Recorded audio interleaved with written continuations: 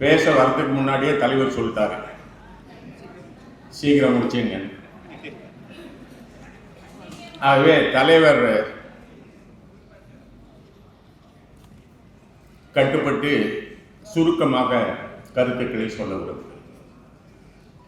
இப்போ நாம இந்த வேலிடேஷன் ஆக்டை எதிர்த்து உச்ச நீதிமன்றத்தில் வழக்கை தொடுத்திருக்கிறோம். இது உங்க எல்லாருக்கும் தெரியுமா? எல்லாருக்கும் தெரியுமா? தெரியும். இந்த வழக்கை நீங்க தனித்தனியா உங்களால போட முடியுமா? முடியாது இல்ல. நான் இந்த ரெண்டு கேள்வியை ஏன் கேட்கிறேன்னா, இந்த வேலிடேஷன் ஆக்டை எதிர்த்து நாம் உச்ச நீதிமன்றத்தில் வழக்கை தொடுத்த போது அதற்கு எதிர் மனுவை அரசாங்கம் தாக்கல் செய்திருக்கிறது கவுண்டர்ல.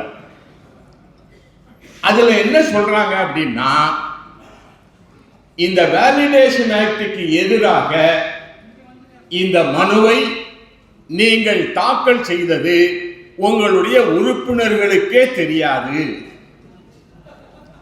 ஆகவே இந்த ஒரு கிரவுண்ட்ல மட்டுமே இந்த வழக்கை டிஸ்மிஸ் பண்ணலாம். This is the only ground on which you can dismiss the petition, because the associations have not got the sanction of that membership. என்ன கவுண்டர்ல சொல்றாங்க. இன்னொரு இடத்துல என்ன சொல்றாங்கன்னா, இவர்களுடைய உறுப்பினர்கள் பாவர்ட்டி காரணமாகவோ சோசியல் எக்கனாமிக் காரணமாகவோ தனித்தனியாக வழக்கை தொடுக்க முடியாத நிலையில் இருக்கிறார்கள் என்பதை இந்த சங்கம் உத்தரவாதம் செய்திருக்கிறதா? என்ன கவுண்டர்ல கேட்கிறான். அதனாலதான் இந்த ரெண்டு கேள்வியை நான் கேட்டேன். பல நூற்றுக்கணக்கான ஓய்வூதியர்கள் இங்கு கொழும்பி இருக்கக்கூடிய இந்த தருணத்தில் உங்கள் அனைவருடைய ஒப்புதலோடு சம்மதத்தோடு தான் இந்த வழக்கு தொடுக்கப்பட்டிருக்கிறது என்பதும், தனித்தனியாக யாரும் இந்த வழக்கை தொடுக்க முடியாது என்பதும் இந்த அரசிற்கு செல்ல வேண்டும் என்ற காரணத்தினாலே நான் இதை கேட்டேன். ஏராளமான விஷயங்களை அந்த கவுண்டர்ல சொல்றாங்க. நேரம் கருதி நான் ரொம்ப போகல. இந்த வேலிடேஷன் ஆக்ட் உங்களுக்கு எல்லாம் தெரியும், சென்ற ஆண்டு மார்ச் 25ஆம் தேதி பாராளுமன்றத்தில் நிறைவேற்றப்பட்டது. நாளே நாள்ல department of law and justice gazette notification issue பண்ணான். 23ல 33% பெண்களுக்கு இடஒதுக்கீடு சட்டம் நிறைவேற்றப்பட்டது பாராளுமன்றத்தில். 23ல 2023ல 29ல கூட அது அமலுக்கு வராது. 34 தான் வருன்றான். அதுவே இத நாளே நாள்ல போட்டான். அப்போ அந்த வேலிடேஷன் ஆக்டை எதிர்த்து நாம போடுறோம். இப்ப எதை எதிர்த்து தான் NCCPA மற்றும் 18 தொழிற்சங்க அமைப்பு, ஐ மீன் பென்ஷனர்ஸ் அசோசியேஷன் இந்த வழக்கை போட்டிருக்கோம். இந்த 19ல 5 டெலிகாம் பிரிவை சேர்ந்தது. நாம வழக்கு, நம்முடைய வழக்கு எண் 1057. சென்ற ஆண்டு அக்டோபர் 15ஆம் தேதி வழக்கை தொடுத்தோம். 369 பக்கங்கள் கொண்ட அஃபிடவிட் இன்க்ளூடிங் அனெக்சர்ஸ். அதுல 77 பக்கம் மட்டும் அஃபிடவிட். நம்ம பிரேயர் என்ன தெரியுமா? Issue appropriate writ order or direction as unconstitutional, ultra vires and illegal. ரெண்டாவது பாயிண்ட் இன்டீரம் ஸ்டே. ரெண்டே பிரேயர் தான்.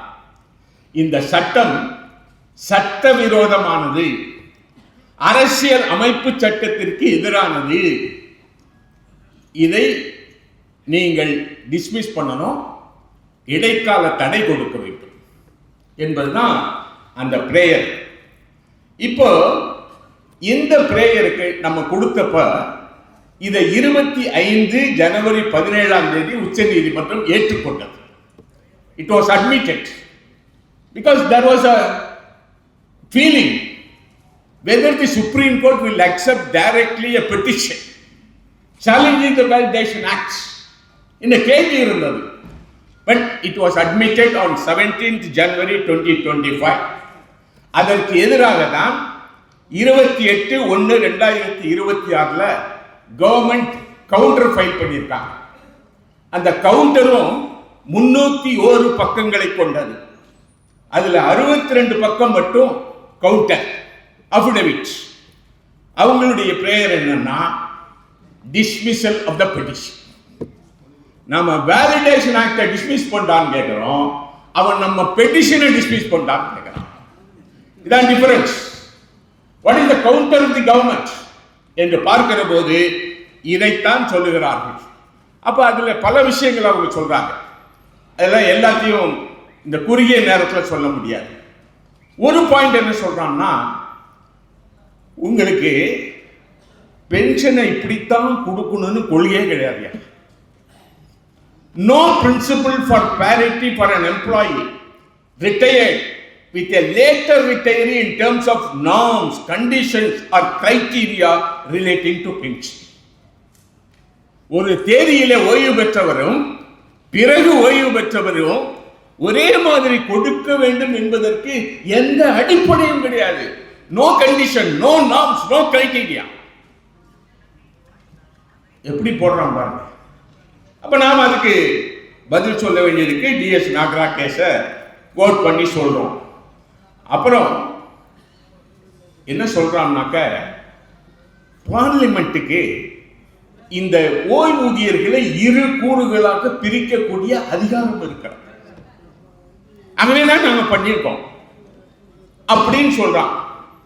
அப்போ நாம என்ன சொல்றோம்னா, பார்லிமெண்ட்டுக்கு அதிகாரம் உண்டு, சட்டம் இயற்றக்கூடிய அதிகாரம் உண்டு, பின் தேதியிட்டு அமல்படுத்தக்கூடிய அதிகாரமும் உண்டு. plenary power for the parliament. We don't dispute it. But point என்னன்னா, அப்படி இயற்றப்படுகிற சட்டம் அரசியலமைப்பு சட்டம் 14/16/21க்கு உட்பட்டதாக இருக்க வேண்டும். அப்படி இல்லை என்பதை நாம பாயிண்ட் அவுட் பண்றோம். அடுத்து அவங்க சொல்றாங்க, நீ ஏன் உயர் நீதிமன்றத்துக்கு போகாம உச்ச நீதிமன்றத்துக்கு நேரம் வந்த? Why don't you use Article 226 instead of Article 32 of the Constitution? 226 ங்கிறது we can go to the High Court. 32 ங்கிறது we can directly go to Supreme Court. அப்ப நாம என்ன சொல்றோம்னா, Article 32 of the Constitution itself is a fundamental right. அதுவே என்னுடைய அடிப்படை உரிமை. அது மட்டும் இல்ல, இதுல இன்னும் சில பாயிண்ட்கள் இருக்கிறது.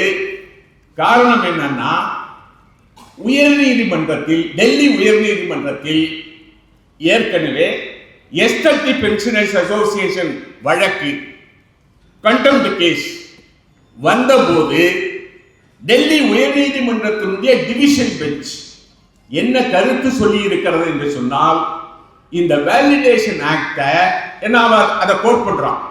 இந்த வேலிடேஷன் ஆக்ட உரிய பாரத்தில் உரிய முறையில் நீங்க சேலஞ்ச் பண்ணுவதற்கு உங்களுக்கு உரிமை உண்டு என்று ஏற்கனவே டெல்லி உயர்நீதிமன்றத்தினுடைய டிவிஷன் பெஞ்ச் கொடுத்துருச்சு. ஆகவே நான் ஆர்டிகல் 32ல நேரடியாக உச்ச நீதிமன்றத்திற்கு செல்லக்கூடிய உரிமை எனக்கு இருக்கிறது என்று சொல்லுகிறோம். ரைட்டா தப்பா? ரைட்டா? அப்போ இன்னொரு பாயிண்ட் சொல்றோம்.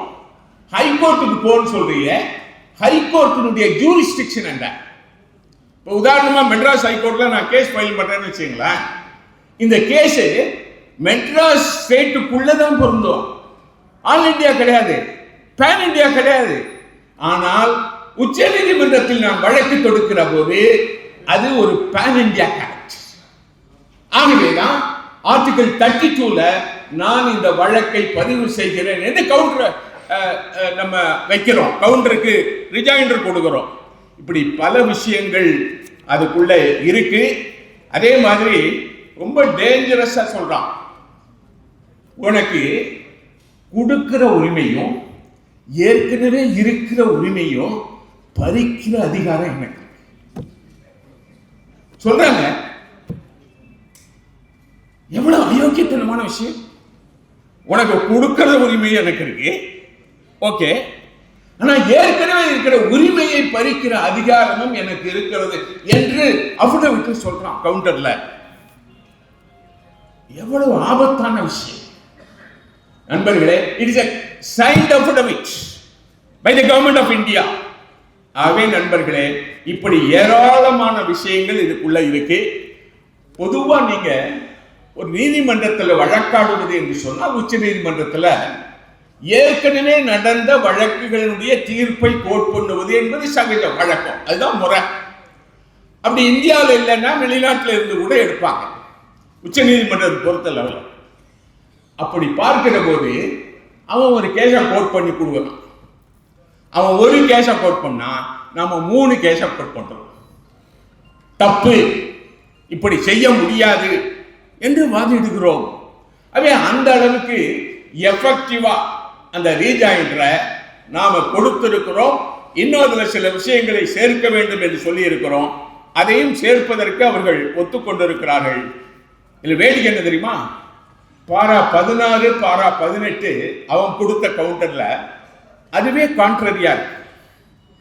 பாரா 16 அவன் என்ன சொல்றான்னா, நான் அப்சென்டி, புரியாது நமக்கு, நான் அப்சென்டி.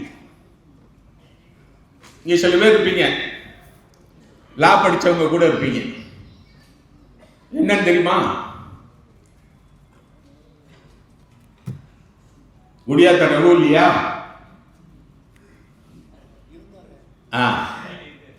நான் ஆப்ஸ்டன்டி, இட்ஸ் a Latin word. அப்படின்னா என்ன தெரியுமா? Not with standing. என்ன சொல்றான்? நான் ஆப்ஸ்டன்டி in class 150 of the act is to get over the judicial pronouncement as done so by taking away the basis for the pronouncement which it is competent to do. என்னுடைய validation act section 150 என்ன சொல்லி இருக்கிறோம்னா, ஏற்கனவே கொடுத்த நீதிமன்ற தீர்ப்பை எடுப்பதற்குண்டான அதிகாரம் எனக்கு உண்டு. செக்ஷன் 150. அதே பாரா 18 என்ன சொல்றான் அப்படின்னு பாத்தீங்கன்னாக்க, the act is not brought with the sole intention to get over the judicial pronouncement. அவன் கவுண்டர்ல உள்ள 2 பாராவை நான் சொல்றேன். அப்போ பாரா 16க்கும் பாரா 18க்குமே அவர்கள் கொடுத்த கவுண்டர்லயே ஒண்ணு நீதிமன்ற தீர்ப்பை எடுப்பதற்கு எனக்கு உரிமை உண்டு பாரா 16 சொல்றான். பாரா 18 அது எங்களுடைய நோக்கம் இல்லைன்னு சொல்றான். எவ்வளவு அயோக்கியத்தனமா இருக்கு நண்பர்களே. இப்படி ஏராளமான விஷயங்கள் டைம்னால என்னால ஃபுல்லா கவர் பண்ண முடியாது. ரொம்ப இம்பார்ட்டண்டா இருக்கக்கூடிய இப்படிப்பட்ட விஷயங்களை நம்ம எஃபெக்டிவா பிரசன்ட் பண்றோம். 17ஆம் தேதி கேஸ் வந்திருக்கணும், வரல. 24க்கு ஒத்தி வச்சாங்க, 24 வரல. நேத்திக்கு நம்முடைய லாயர் மென்ஷன் பண்ணியிருக்காங்க உச்ச நீதிமன்றத்தில். மென்ஷன் பண்ண பிறகு அடுத்த 10ஆம் தேதி, மார்ச் 10ஆம் தேதி அந்த வழக்கை விசாரணைக்கு எடுத்துக்கொள்வதாக உச்ச நீதிமன்றம் ஒத்துக் கொண்டிருக்கிறது நேற்றைய தினம். அவே that is the development as far as the case is concerned. அவே அடுத்து சில விஷயங்கள் இருக்கிறார். இப்போ உதாரணத்துக்கு பார்த்தோம்னு சொன்னா, இந்த நீதிமன்றத்தில் தீர்ப்பெல்லாம் எப்படி வரும்னு நமக்கு தெரியாது. ஆனால் on the basis of law நம்ம கிரவுண்ட்ஸ் ஸ்ட்ராங்கா இருக்கு, எஃபெக்டிவா இருக்கு. ஆனால் இப்பதான் உங்களுக்கு எல்லாம் தெரியும் நீதிமன்ற தீர்ப்பு எப்படி வருதுன்னு. ஏன்னா ஒரே பிரச்சனை, ஒரு நீதிபதி ஒரு கருத்தை சொல்றாரு, இன்னொரு நீதிபதி ஒரு கருத்தை சொல்றாரு, இல்லைங்களா? அமெரிக்காலேயே. ஆனா அமெரிக்கால அந்த உரிமை இருக்குங்க மோகன். ஒரு ஜனாதிபதிய உத்தரவை உச்ச நீதிமன்றம் ரத்து செய்கிற அளவுக்கு 6-3 மெஜாரிட்டி ஜட்ஜ்மெண்ட்ல நீ போட்ட டாரிஃப் செல்லாதரான்னு சொல்ற அளவுக்கு அங்க உரிமை இருக்குது. ஆனா இங்க ஒரு எலெக்ஷன் கமிஷனர் எதிர்த்து கேஸ் போட முடியாதுங்க. leave alone the president and the prime minister of India. ஒரு எலெக்ஷன் கமிஷனர் எடுத்து நீ கேஸ் போட முடியாது. முடியுமா இந்தியாவில்? That's a different thing. அதே நண்பர்களே, ஜட்ஜஸ் எல்லாம் யாருங்க? நீங்க தீர்ப்பு விமர்சிக்கலாம், நீதிபதிகளை விமர்சிக்க கூடாது இல்லைங்களா? ஆனா இந்த ஜட்ஜஸ் எல்லாம் யாரு? நம்மகிட்ட இருந்து போனவங்க தானே, இந்த சமுதாயத்துல இருந்து போனவங்க தானே, ஆகாயத்துல இருந்து வந்தவங்களா? அவங்களுக்கு இருக்கக்கூடிய இந்த சோசியோ எக்கனாமிக் பொலிட்டிக்கல் பேக்ரவுண்டு அந்த ஜட்ஜ்மெண்ட்ல ரிஃப்ளெக்ட் ஆகுமா ஆகாது? ஆகுமா ஆகாது? ஒரே கேஸுங்க, சைமல்டேனியஸ் எலெக்ஷன், பாராளுமன்றத்திற்கும் சட்டமன்றத்திற்கும் ஒரே தேதியில் எலெக்ஷன். இந்த விஷயத்தை பாராளுமன்ற நிலைக்குழு நீதிபதிகள், ஓய்வு பெற்ற நீதிபதிகளை அழைத்து கேட்கிறார்கள். 6 ஓய்வு பெற்ற சீஃப் ஜஸ்டிஸ் ஆஃப் இந்தியா அவங்கள கேட்கிறாங்க. அதுல 4 பேர் சொல்றாங்க, simultaneous election is not against the basic structure of the constitution. அரசியலமைப்பு சட்டத்தினுடைய அடிப்படைக்கு மாறுதல் இல்லை. 4 உச்ச நீதிமன்ற நீதிபதிகள், நேரம் கருதி பேரை சொல்ல விரும்பல, அதே 2 ஓய்வு பெற்ற உச்ச நீதிமன்ற தலைமை நீதிபதி இது பேசிக் ஸ்ட்ரக்சருக்கு எதிரானது என்று சொல்லுகிறார். 4 உயர் நீதிமன்ற தலைமை நீதிபதிகள் இது இதற்கு எதிரானது என்று சொல்லுகிறார்கள். இன்னொரு கேள்வி பாராளுமன்றத்தில் கேட்கப்பட்டது. டிஎம்கே பாராளுமன்ற உறுப்பினர் தான் கேட்டார். என்ன தெரியுமா? அதற்கு கொடுத்த பதில் லா அமைச்சர் பாராளுமன்றத்தில், சீஃப் ஜஸ்டிஸ் ஆஃப் இந்தியாவினுடைய அலுவலகத்தில் கடந்த 10 ஆண்டுகளில் 8630 கம்ப்ளைண்ட் வந்திருக்கு. Against whom? Against பெரிய அளவிற்கான நீதிபதிகளை எதிர்த்த கம்ப்ளைண்ட். எப்படிப்பட்ட கம்ப்ளைண்ட்? Corruption, sexual. இந்த கம்ப்ளைண்ட் சீரியஸ் கம்ப்ளைண்ட். 8630 10 ஆண்டுகளில். வருஷத்துக்கு 86 சராசரியா, 863 சராசரியா அப்படின்னு சொன்னா, நீதிமன்றத்தில் இருக்கக்கூடிய நீதிபதிகளும் இந்த சமுதாயத்தினுடைய அங்கு என்பதை வெளிப்படுத்துவதற்காக நான் இதை சொல்ல விரும்புகிறேன். அடுத்து இன்னைக்கு பல விஷயங்கள் இருக்கு. Terms of reference. இந்த டேர்ம்ஸ் ஆஃப் ரெஃபரன்ஸ்ல நேரம் கருதி நான் ஷார்ட்டா சொல்றேன். 6வது ஊதிய குழு பென்ஷனை பொறுத்தளவுல மட்டும் to examine the principles which should govern the structure of pension, DCRG, family pension and other terminal and or recurring benefits having financial implications to the present and former CGEs appointed before January 1, 2004. இது 6வது ஊதிய குழு. நேரம் கருதி தமிழாக்கம் பண்ணல. 7வது ஊதிய குழு to examine the principles which should govern the structure of pension and other retirement benefits, including revision of pension in the case of employees who have retired prior to the date of effect of these recommendations, keeping in view that retirement benefits of all central government employees appointed on and after 1/1/2004 are covered by the new pension scheme. இது 7வது ஊதிய குழு. 8வது ஊதிய குழுல to review the DCRG of employees born on the NPS including UPS and make recommendations thereon. Number 1. Number 2, to review the DCRG and pension of employees not born on the NPS including UPS and make recommendations thereon, keeping in view para F3 below, which states the unfunded cost of non-contributory pension scheme. 6, 7, 8ல உள்ள difference. பென்ஷனருங்கிற வார்த்தையே இதில் இல்லைங்க. Employees covered under NPS and UPS, employees not covered under NPS and UPS அப்படிதான் இருக்க ஒழிய பென்ஷனருங்கிற வார்த்தையே இல்ல. Revision of பென்ஷன்ங்கிற கொஸ்டினே இல்ல. எவ்வளவு அயோக்கியத்தனம்! அன்ஃபண்டட் கான்ட்ரிபியூட்டரி பென்ஷன். நான் கேட்கிறேன், என்பிஎஸ்க்கு நீ கான்ட்ரிபியூட் பண்றியா இல்லையா? எவ்வளவு பண்ற? நாமெல்லாம் என்பிஎஸ் கிடையாது, அதனால நமக்கு தெரியாது. 14% ஆஃப் பேசிக் பிளஸ் டிஏ. என்பிஎஸ்க்கு government is contributing pay plus DA at the rate of 14%. யூபிஎஸ்க்கு பே பிளஸ் டிஏல 18.5%. எனக்கு அன்ஃபண்டட்னு சொல்றிய, நான் 39 வருஷம் சர்வீஸ் பண்ணியிருக்கேன்.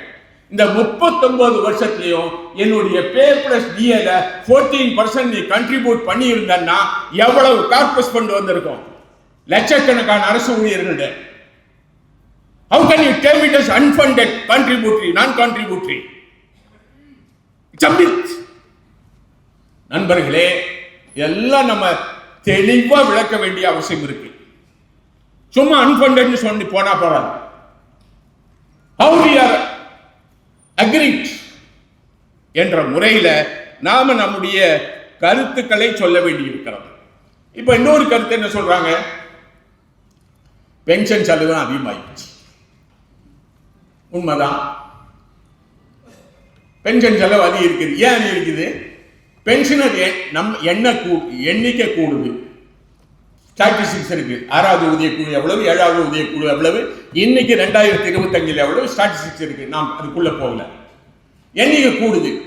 ஏன் கூடுது? அப்பெல்லாம் எம்ப்ளாய்மெண்ட் அதிகமா இருந்துச்சு. எப்போ? 60s 70s எம்ப்ளாய்மெண்ட் அதிகமா இருந்துச்சு. அதனால இப்ப அவெல்லாம் ஓய்வு பெறான். அப்போ ஓய்வு பெறுவருடைய எண்ணிக்கை கூடுது. ஆனா இப்போ எம்ப்ளாய்மெண்டே கிடையாது. That also I can give you the statistics. Ministry of home affairs தவிர மற்ற எந்த டிபார்ட்மெண்ட்லையும் ஆள் எடுக்கலைங்க. Paramilitary forces, government department statistics. ஆகவே நண்பர்களே, இந்த பென்ஷன் செலவினம் கூடுகிறது என்ற காரணத்தை சொல்லி அல்லது பிஸ்கல் டெபிசிட் அதிகரிக்கிறது என்ற காரணத்தை சொல்லி பென்ஷனை குறைப்பது என்பதை ஏற்றுக்கொள்ளக்கூடியதாக இல்லை என்ற விஷயத்தையும் நாம குறிப்பிட்டு சொல்ல வேண்டி இருக்கிறது. அதே போல இன்னைக்கு 7வது ஊதிய குழுவுக்கு பிறகு 2016-17 பென்ஷன் எக்ஸ்பெண்டிச்சர் 1,76,300 கோடி ரூபாய். இதுல டிஃபென்ஸுக்கு மட்டும் செலவு எவ்வளவு தெரியுமா? 4%, 44%. They are not covered under NPS. அப்ப 44% இந்த டோட்டல் பென்ஷன் எக்ஸ்பெண்டிச்சர்ல it goes to the defence. You are not against it. ஆனால் சிவில் பென்ஷனரை பொறுத்தளவுல 28% தான் எக்ஸ்பெண்டிச்சர் இந்த டோட்டல் எக்ஸ்பெண்டிச்சர்ல. அதே நண்பர்களே, இப்படி ஏராளமாக இருக்கிறது. பென்ஷன் எக்ஸ்பெண்டிச்சரை பொறுத்தளவுல ஜிடிபிஐ கிராஸ் டொமஸ்டிக் ப்ராடக்ட்ல யூரோப்பியன் யூனியன்ல 12.2% கொடுக்குறோம் பென்ஷன் எக்ஸ்பெண்டிச்சர். இந்தியாவில் both central government and state government சேர்த்து எவ்வளவு தெரியுமா? 3.4%. 3.4%. ஆகவே நீ சும்மா பூச்சாண்டி காமிச்சு மக்கள்கிட்ட இவெல்லாம் அதிகமா பென்ஷன் வாங்குறாங்கிற விஷயத்தை கொண்டு போவது என்பது அரசினுடைய நோக்கமாக இருக்கிறது. இன்னும் பென்ஷனோட பொறுத்தளவுல எல்டர்ஸ் ஒரு சர்வே எடுத்தாங்க. 31,000 பேர் சர்வே எடுத்தாங்க. 15,000 பேர் ஆண்கள், 16,000 பேர் பெண்கள். அந்த சர்வேல என்ன சொல்றாங்கன்னா, இந்த மூத்த குடிமக்களில், அதாவது 2011 சென்சஸ் பிரகாரம் மூத்த குடிமக்கள் தொகை 10 கோடி பேர். 2036 அது எவ்வளவு ஆகும்னா 23 கோடியாக மாறும். இப்போ இந்த மூத்த குடிமக்களில் 20.65% மத்திய மாநில அரசு ஓய்வூதியதாரர்கள். 1 in 5. You should understand your power. அவே இந்த 10 கோடி 2011 36 23 கோடி ஆகணும் பண்ணியிருக்காங்க. இதுல 20.65%. நான் கேட்கிறேன், இந்த நான் டெவலப்மெண்டல் எக்ஸ்பெண்டிச்சர்னு சொல்றான். இஸ் இட் நான் டெவலப்மெண்டல் எக்ஸ்பெண்டிச்சர்? நீங்க பென்ஷன் வாங்கினீங்கன்னா கொண்ட வீட்டுல குழி தோண்டி பதைக்கிறீங்களா? அந்த பணத்தை எப்படி ஸ்பெண்ட் பண்றீங்கன்னு சர்வேல சொல்றான். மேஜர் போர்ஷன் உங்களுடைய ஹெல்த் கேருக்காக செலவிடப்படுகிறது, உங்களுடைய உணவுக்காக செலவிடப்படுகிறது, உங்களுடைய வீட்டு வாடகைக்காக செலவிடப்படுகிறது, எலக்ட்ரிசிட்டிக்காக செலவிடப்படுகிறது, டாக்ஸுக்காக செலவிடப்படுகிறது என்று எல்லா விஷயங்களையும் சொல்லி மீறி இருக்கக்கூடிய சில பேர் நம்ம பேங்க்ல போடுறாங்க. அப்படி பேங்க்ல போட்ட எவ்வளவு தெரியுமா? டிசம்பர் 2023 7.4 கோடி சீனியர் சிட்டிசனுடைய டேர்ம் டெபாசிட். 7,40,00,000 பேர் அக்கௌண்ட் வச்சிருக்கான், சீனியர் சிட்டிசன் அக்கௌண்ட். அதுல சேர்ந்து இருக்கிற பணம் எவ்வளவு தெரியுமா? 34 லட்சம் கோடி. இப்ப இந்த 34 லட்சம் கோடி எங்கிட்டேந்து வாங்கி இண்டஸ்ட்ரிக்கு நீ கடன் கொடுக்குற. அப்போ எனக்கு அதுல உரிமை இருக்கா இல்லையா? இப்படி ஏராளமான கேள்விகள் இருக்கிறது. இறுதியாக சொல்லுகிறேன், நம்ம விட பொருளாதாரத்தில் பின்தங்கி இருக்கக்கூடிய அண்டை நாடுகளான பாகிஸ்தான், பங்களாதேஷ், ஸ்ரீலங்கா, நேபாள், இந்த நாடுகளில் நம்மை விட அதிகமாக பென்ஷன் பெறுகிறார். நம்மை விட அதிகமாக. இன்னும் ஒரு விஷயம், இந்த நாடுகளில் பென்ஷனுக்கு வரி கிடையாது, இன்கம் டாக்ஸ் கிடையாது. இப்பதான் சமீபத்தில் பாகிஸ்தான்ல ஒரு 5% இன்கம் டாக்ஸ் கொடுத்துருக்கான். எவ்வளவு ரூபாய்க்கு மேல தெரியுமா? உங்களுடைய பென்ஷன் தொகை அவங்க நாட்டு கரன்சில 1 கோடி ரூபாய்க்கு மேல இருந்தால் 5% இன்கம் டாக்ஸ். அதை இந்திய கரன்சியில கன்வெர்ட் பண்ணீங்கன்னா எவ்வளவு தெரியுமா ஆகும்? 32 லட்சம் ரூபாய். 32 லட்சம் ரூபாய்க்கு மேல இருந்தா 5% டாக்ஸ். 25, 26 போட்டிருக்கான். அது வரைக்கும் பென்ஷனுக்கு டாக்ஸே கிடையாது. இப்படி ஏராளமான விஷயங்கள் இருக்கிறது. We have to educate our pensioners on all these points. ஏன்னா மக்களை நமக்கு எதிராக திருப்ப பார்க்கிறார். அப்போ மக்களிடத்திலே நாம் கொண்டு சேர்க்க வேண்டிய ஏராளமான விஷயங்கள் முதல்ல நம்ம கன்வின்ஸ் பண்ணணும், மக்கள் மத்தியில் அந்த விஷயத்தை அம்பலப்படுத்தணும். அப்படிப்பட்ட நடைமுறையை தான் நாம் நம்முடைய போராட்டத்தை வெல்ல முடியும் என்று கூறி வாய்ப்புக்கு நன்றி கூறி முடிக்கிறேன். நன்றி, வணக்கம்.